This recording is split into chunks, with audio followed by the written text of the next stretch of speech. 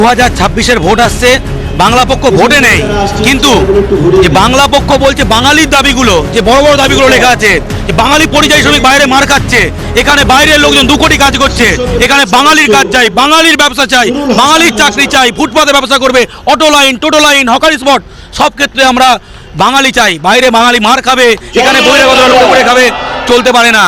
ভারতীয় সেনায় বাঙালি রেজিমেন্ট চাই, স্কুলে এবং সমস্ত চাকরিতে বাংলা বাধ্যতামূলক চাই। এবং আমাদের এইবারে মূল লড়াই জোড়াসাঁকোয় রবি ঠাকুরের মাটিতে কোনো বহিরাগত বিধায়ক চলবে না।